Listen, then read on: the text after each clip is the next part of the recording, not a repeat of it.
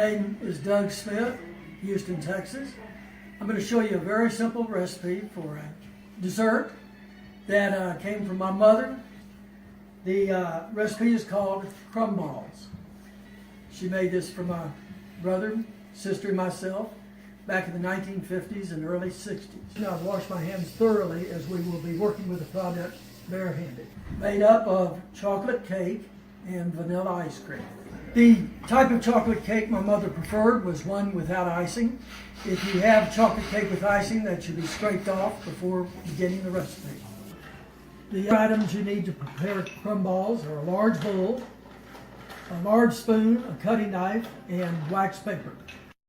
The vanilla ice cream needs to be soft enough to work with, but not so much so that it does melt. This recipe called for chocolate cake about 6 inches by 10 inches and a half gallon of vanilla ice cream. You can use as much chocolate cake as you might wish and ice cream depending on how many crumb balls you wish to make.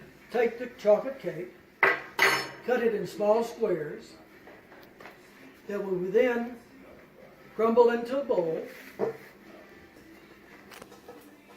Into the bottom of the bowl. After crumbling several squares of the chocolate cake, I'll then add a layer of ice cream and we'll mix that together and then repeat the process several times until we've used all the chocolate cake and ice cream that we want to do at this time. I'll now add the layer of the ice cream to the crumbled chocolate cake and we'll mix this together.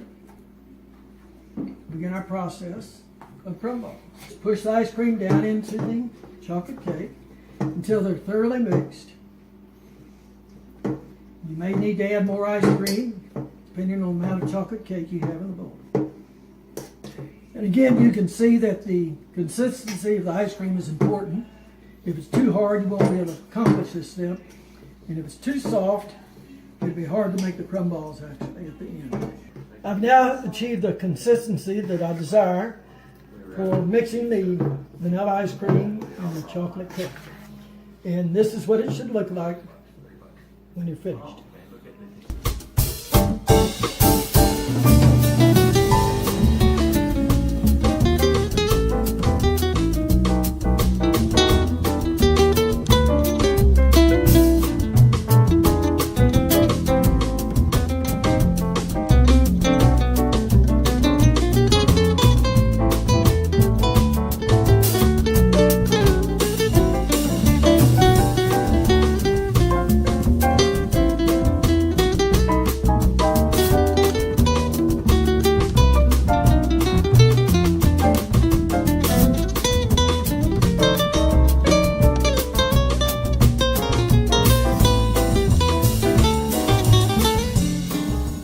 And when completed with the mixture, the crumb balls all go into the freezer and they can be eaten as is, or you can add any type of topping you might like, such as chocolate sauce.